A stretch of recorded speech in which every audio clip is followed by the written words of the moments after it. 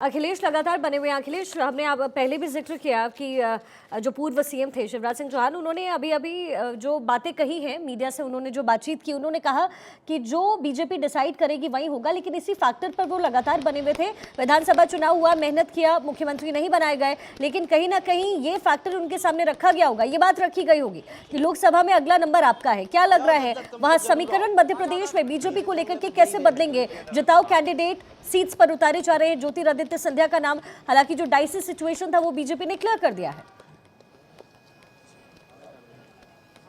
बिल्कुल शिखा, आप बीजेपी का रणनीति की बात कर रहे हैं। दर्शन सिंह जी जो होशंगाबाद से उम्मीदवार बनाए गए इस वक्त हमारे साथ है 1224 पे।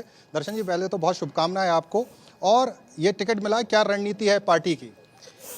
पार्टी का विजन माननीय मोदी जी ने जो 2047 का विकसित भारत का जो संकल्प और पंच तत्वों को आगे बढ़ाकर लिया है, उसी के तहत हमारी पार्टी तो 24 घंटे 365 दिन काम करने वाली पार्टी है। और ये सहज प्रक्रिया में जिस ढंग से दूसरी पार्टियों का आता पता भी नहीं है, हमारी पार्टी पूरी तरह से चुनावी मोड में आ गई है। और पार्टी पूरी तरह चुनावी में शिखा, और ये दर्शन जी संगठन में काम करते रहे, आप हैरान हुए जब टिकट का ऐलान हुआ? निश्चित तौर पर मैं तो ट्रेन से उतर के सीधा आ ही रहा हूँ और कार्यालय घुसा तो पता चला कि टिकट घोषित हो गई। तो आगे मैं पार्टी का, और मैं ये मानता हूं कि जिस प्रकार से जमीन के कार्यकर्ताओं को उठाकर पार्टी ने जिस विजन के साथ काम कर रही, मैं कहता हूं कि अंतिम व्यक्ति के कल्याण, जो दीनदयाल उपाध्याय जी का जो सिद्धांत रहा है, उसको पूरा कर। 29 में से कितनी सीटें? 29 में से 29 प्रश्न ही नहीं है। कांग्रेस या विरोधी दलों के पास ना तो नीति है, ना नेतृत्व है, ना संगठन है, विजन है, कुछ भी नहीं है। आप कल्पना करके देखो, आज कहीं ये खड़े नहीं दिखाई देते, और इनके तो नेतृत्व पे ही आपके माध्यम से रोज शंका कुशंका चली आ रही है, तो पता ही नहीं चलता। और इसलिए हम संजय निषाद क्या कुछ कह रहे हैं टिकट को लेकर के, एक बार आपको सुनवा देते हैं। मैं क्या बधाई दूंगा कम से कम प्रवीण निषाद को, साध्वी निरंजन निषाद वो भी है मछुआ समुदाय से, हमारे रोधी राजपूत, साक्षी महाराजा, अमर राजू भैया हैं, मुकेश वर्मा है। ये सबको मिलना एक ऐतिहासिक है। इतना बड़ा सम्मान कभी मछुआ समुदाय को नहीं मिला था, और कम से कम आज हमारे देश के सारे मछुआरे भारतीय जनता पार्टी के साथ अभिभूत हैं। सर, आप कब अपनी सीट जारी करेंगे? इससे तो जहाँ बड़े भाई हो, छोटे भाई की ज़्यादा चिंता करने की जरूरत नहीं होती। भारतीय जनता पार्टी बैठक होती है, बाद में लिस्ट जारी हो जाती है। Thank you. कुल 195 उम्मीदवारों के नाम का ऐलान बीजेपी की तरफ से कर लिया गया है एक्सक्लूसिवली। एक बार ये लिस्ट भी आप देख लीजिए। कई ऐसे चेहरे जो आपको पहले से एमपी नजर आए हैं, कई ऐसे चेहरे हैं जो आपको इस लिस्ट से नदारद नजर आएंगे। लेकिन इसके पीछे क्या है? इसके पीछे जो फैक्ट काम कर रहा है वो बीजेपी की तरफ से यही कि जो जिताऊ कैंडिडेट होगा, जहां संभावनाएं प्रबल होंगी, वो इस बार चुनावी मैदान में होगा।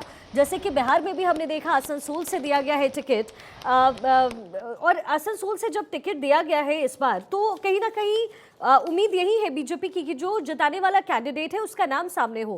कन्हैया भी लगातार हमारे साथ बने हुए हैं। कन्हैया, छत्तीसगढ़ के अगर पूरे हम समीकरण को देखें तो विधानसभा चुनाव में पूरी स्ट्रैटेजी को बीजेपी ने बदल दिया, और यही वजह है कि कांग्रेस के ऊपर बीजेपी की विजय रही और वहां पर मुख्यमंत्री बनाए गए साउ। लेकिन यहां भी एक ऐसा फैक्टर था जो बीजेपी के अंदर खेमे में काम कर रहा था। वो फैक्टर ये था कि कोई ऐसा व्यक्ति जिसके बारे में उम्मीद भी ना हो। छत्तीसगढ़ में भी इस सूची में क्या आपको ऐसी संभावनाएं नजर आई? देखिए, आपको बता दें कि पिछले बार जो लोकसभा के सांसद थे, अगर आपकी बार हम लिस्ट की बात करें तो इस लिस्ट में 4 सांसदों के नाम काट दिए गए, जिसमें रायपुर है, कांकेर है, महासमुंद है, और जो 4 सांसद हैं उनके नाम आपकी बार उनके रिपीट नहीं है। इसके अलावा अगर हम देखें तो कई ऐसे नए नाम हैं। दूसरी बात, अगर हम देखें 2 महिलाओं को लोकसभा में आपकी बात सीट दिया गया है, क्योंकि आपकी बात छत्तीसगढ़ में अगर देखा जाए तो 54 सीटें विधानसभा की आई हैं, और लगातार ये कोशिश की जा रही है कि 11 की 11 सीटें आपकी बार भारतीय जनता पार्टी के पाले में जाए। तो लगातार ये कोशिश की जा रही है, क्योंकि अगर छत्तीसगढ़ की हम बात करें तो छत्तीसगढ़ आदिवासी बाहुल इलाका है, और जहाँ जहाँ 25 तरीके के लोग, समाज के लोग रहते हैं, उस समाज से जुड़े हुए लोगों को टिकट दिया गया है। इसके अलावा अगर हम देखें तो विजय बघेल एक बहुत बड़ा नाम थे, क्योंकि विजय बघेल का बताया जाता है कि वो बहुत मजबूती से लड़े थे, क्योंकि पूर्व मुख्यमंत्री भूपेश बघेल के खिलाफ उनको विधानसभा में उनको उम्मीदवार बनाया गया था, लेकिन उनकी हार हो गई थी। लेकिन विजय बघेल का टिकट नहीं काटा गया। कहा जा रहा था कि जो लोग हारे हुए हैं उनका टिकट काट दिया जाएगा, लेकिन फिर भी विजय बघेल को तुरंत से प्रत्याशी बनाया गया है। लेकिन सबसे चौंकाने वाला नाम अगर हम बात करें तो रायपुर से बृजमोहन अग्रवाल का नाम है। बृजमोहन अग्रवाल अगर हम बात करें तो भारतीय जनता पार्टी छत्तीसगढ़ में एक बहुत ही कदावर नेता है, बहुत बड़े नेता है, और इसके अलावा बहुत बड़ी जीत उन्होंने हासिल की थी। विधानसभा में सबसे ज्यादा वोटों से जीतने वाले बृजमोहन अग्रवाल थे, और उन्होंने उनको कैबिनेट मंत्री भी बनाया गया, क्योंकि बहुत कदावर नेता है। और अगर कहा जाए तो छत्तीसगढ़ में रायपुर में उनकी प्रसिद्धि देखी जा सकती है। तो बृजमोहन अग्रवाल को लोकसभा में अब की बार उम्मीदवार बनाया गया है। अभी 2 दिन पहले ही बृजमोहन अग्रवाल की माता जी का निधन भी हुआ था, जिसके बाद देखा गया कि वो फिर से अपने काम पे लौट आए थे। और ठीक कई है। ऐसे अच्छा, रमन सिंह को लेकर के क्या समीकरण थे वहां पर?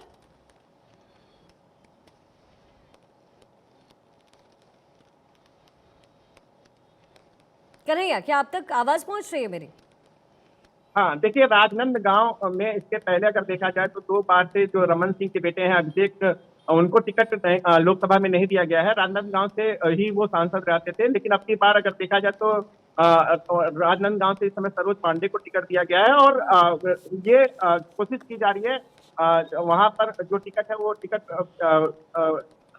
नहीं दिया गया उनको। और लोकसभा में लगातार ये बातें की जा रही थी कि रमन सिंह के परिवार में या रमन सिंह के कहने पे कई टिकट या कई फैक्टर काम आएंगे। लेकिन अब की बार देखा जाए तो जो छत्तीसगढ़ में भारतीय जनता पार्टी की जो कार्य समिति है, इसके अलावा जो वहां पर जो पदाधिकारी हैं या जो संगठन के लोग हैं, वो खुद अपना चीजें हैं वो निकाल करके लेकर के आ रहे हैं, और कोशिश कर रहे हैं कि मतलब जो वो लोग नए चेहरे हैं जो आज तक जिनको टिकट नहीं दिया गया था और लगातार पार्टी से जुड़ करके छत्तीसगढ़ में काम कर रहे थे, उनको टिकट की आपकी बार प्राथमिकता दी गई। ऐसा ही विधानसभा चुनाव में भी देखा गया। विधानसभा चुनाव में भी कई ऐसे नए चेहरे थे जिन पर ये उम्मीद नहीं की जा सकती थी। चाहे इसके पहले हम राज्यसभा मेंबर की बात करें, राज्यसभा मेंबर में भी ये उम्मीद नहीं की जा रही थी, कोई उनका नाम उजागर नहीं कर सकता था। तो इसी तरीके की लोकसभा की जो नामों की लिस्ट आई है, उसी तरीके से लोकसभा की भी नाम सामने नजर आ रहे हैं। और अब की बार भारतीय जनता पार्टी की ये है, क्योंकि सबसे पहले लिस्ट में नाम आना, ये कोशिश की जा रही है कि उम्मीदवारों को ये बता दिया जाए और अपने अपने क्षेत्र में वो बिल्कुल, और क्षेत्र में काम कर पाए, यही मकसद भी है।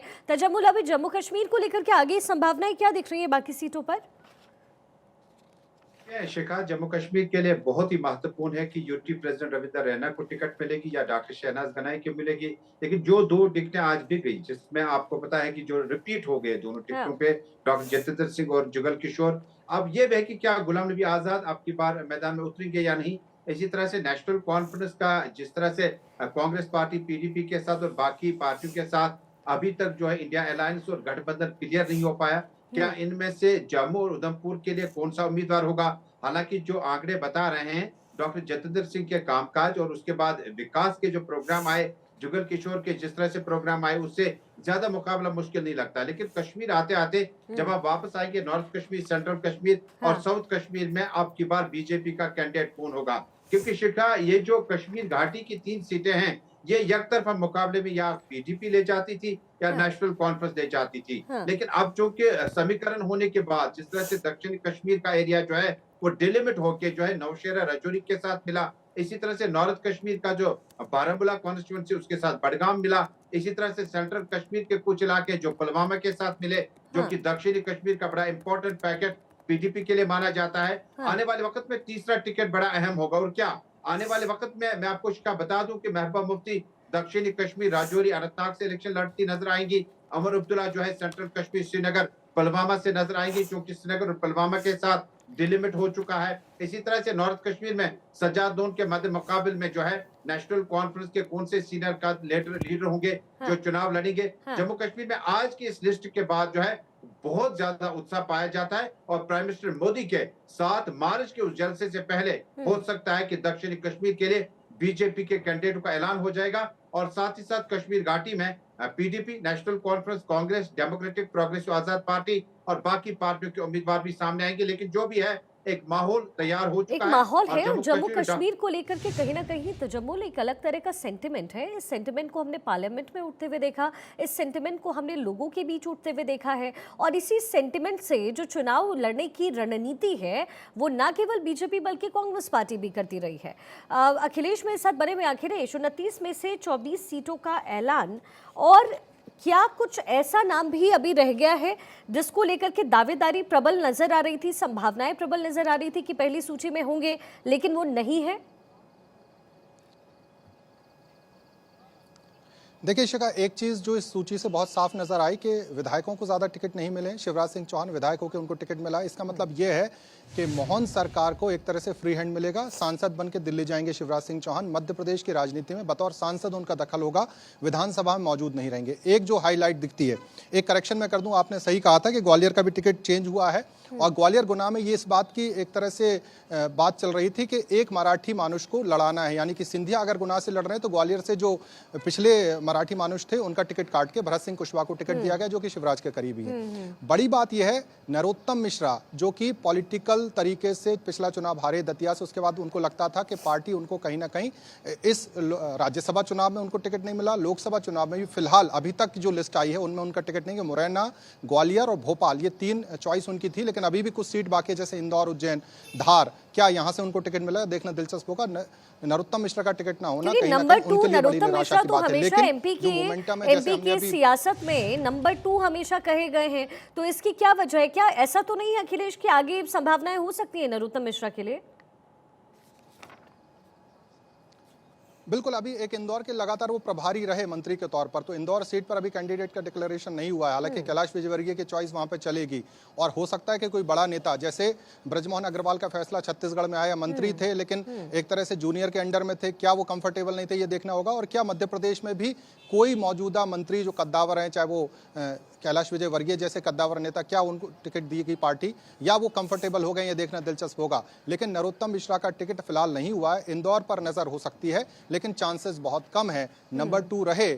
लेकिन जिस तरह से दतिया से वो हारे, और आपको याद होगा जब वो गृह मंत्री थे और जिस तरह की बयानबाजी वो किया करते थे, खासतौर से फिल्मों को लेकर, जिस पर नाराजगी प्रधानमंत्री ने भी जताई थी, तो क्या ये कारण हो सकता है? क्योंकि साध्वी प्रज्ञा को भी उन्होंने जिस तरह से एक तरह से हिदायत दी थी और उसके बाद उनका टिकट कटा है भोपाल की सीट। और देखिए, चुनाव में 2 चीजें नजर आती हैं। 19 के चुनाव में ध्रुवीकरण हुआ था, इस चुनाव में बीजेपी फुली कॉन्फिडेंट है मध्य प्रदेश को लेकर, खासतौर से या पूरे देश को लेकर, इसलिए ज्यादातर चेहरों को एक तरह से रिपीट किया गया। और जो चेहरे बदली भी गए तो वो हैं जो विधायक बन गए हैं, मंत्री बन गए उनकी सीटों पर, या जो पहले से दावेदार थे उनकी परफॉर्मेंस के आधार पर भी 3 से 4 टिकट बदले गए। तो मध्य प्रदेश में बीजेपी हाई कॉन्फिडेंस में है। 5 सीटों का भी ऐलान मुझे लगता है जल्द हो जाएगा। जी शिखा। कन्हैया भी लगातार हमारे साथ कनेक्टेड हैं। कन्हैया, 11 लोकसभा सीटें छत्तीसगढ़ की, और आपने कहा भी कि किस नाम पे संशय थी, जो स्थिति पैदा हुई थी, और जो सरप्राइजिंग फैक्टर रहा है ब्रजमोहन को लेकर के, कहीं ना कहीं ये जो सरप्राइजिंग फैक्टर है, क्या बीजेपी को लगता है कि जो समीकरण विधानसभा चुनाव में छत्तीसगढ़ में काम आए हैं वही लोकसभा चुनाव में भी आएंगे? देखिए, आपको बता दें कि विधानसभा में जिस तरीके से छत्तीसगढ़ में भारतीय जनता पार्टी ने जीत हासिल की है, लगातार ये कोशिश की जा रही थी कि नए चेहरे उतारेंगे, जो पुराने कार्यकर्ता हैं, जो जमीन स्तर पे काम करते हैं, उनको टिकट दिया गया। और इसके बाद ये भी कयास जताया जा रहा था कि पुराने जो दिग्गज थे उनको अगर टिकट उनका कटा है तो कुछ ना कुछ भारतीय जनता पार्टी को नुकसान सहना पड़ेगा। लेकिन इसके उल्टा हुआ और देखा गया कि भारतीय जनता पार्टी ने विधानसभा चुनाव में बहुत बड़ी जीत हासिल की है। उसी के तरह अगर देखा जाए तो ऐसा भी समीकरण अब की बार भी देखने को मिल रहा है, क्योंकि जो पुराने अगर हम देखें सांसद की बात करें तो 4 सांसदों के टिकट काटे गए हैं। इसके अलावा अगर हम पिछले लोकसभा की बात करें तो उसमें 11 के 11 नए सांसदों को उतारा गया था, और अब की बार भी ऐसा ही कुछ नजर आ रहा है। तो जो नए लोग हैं उनके अंदर एक उत्साह है, तो भी लगता है कि भारतीय जनता पार्टी एक ऐसी पार्टी है जिसमें उनका मौका लग सकता है, और जो पुराने दिग्गज है उनके अलावा उनको भी टिकट दिया जा सकता है। तो ये एक उत्साह देखा जा सकता है छत्तीसगढ़ में। और छत्तीसगढ़ में जो कयास लगा रहे थे लोग, तरह तरह के कयास लगा रहे थे कि इनको टिकट मिलेगा, ये उस खेमे के हैं या इस खेमे के हैं, तो इस तरीके के जो कयास है उस पर विराम लग चुका है। और 11 के 11 जो प्रत्याशी है उनका नाम सामने आ चुका है। और अगर देखा जाए तो कल से वो लगातार वहां पर तैयारी करेंगे। हाँ, जाहिर है, क्योंकि वहाँ तो ये 11 सीटों पर ऐलान हो गया है, तो तैयारियां हर जगह लगभग तेज होंगी। और अब बाकी समय भी बचा नहीं है कि बाकी प्रत्याशियों के नाम का ऐलान जल्दी बीजेपी की तरफ से होगा भी। बहुत बहुत शुक्रिया फिलहाल आप सभी का, आगे आपसे कनेक्ट होंगे। लेकिन देखिए, 195 कुल प्रत्याशी जिसकी सूची इस वक्त मेरे हाथों में है। भारतीय जनता पार्टी ने इसमें एक अथक प्रयास और अथक मेहनत किया है, एक स्ट्रैटेजी फॉर्म हुआ है। और ये जो लोकसभा चुनाव हो रहा है, इसकी तैयारियां कोई अभी 1-2 महीने पहले शुरू नहीं हुई है। बीजेपी की तरफ से, प्रधानमंत्री मोदी की तरफ से पिछले कई महीने से, आप कह सकते हैं कि जिन 5 राज्यों में विधानसभा चुनाव हुए, लगभग उसी समय से ये स्ट्रैटेजी बीजेपी की क्लियर थी। हालांकि इस पूरी सूची में कई ऐसे नाम हैं जो चौंकाने वाले भी हैं, जिनका पत्ता कटा है, ये भी बहुत इंपॉर्टेंट नाम है, बहुत कैंडिडेट्स बहुत इंपॉर्टेंट है। लेकिन जाहिर तौर पर बीजेपी का ध्यान और फोकस इसी पर कि आगे जो भी हो या अभी इस सूची में जो भी हैं वो जताओ कैंडिडेट हो।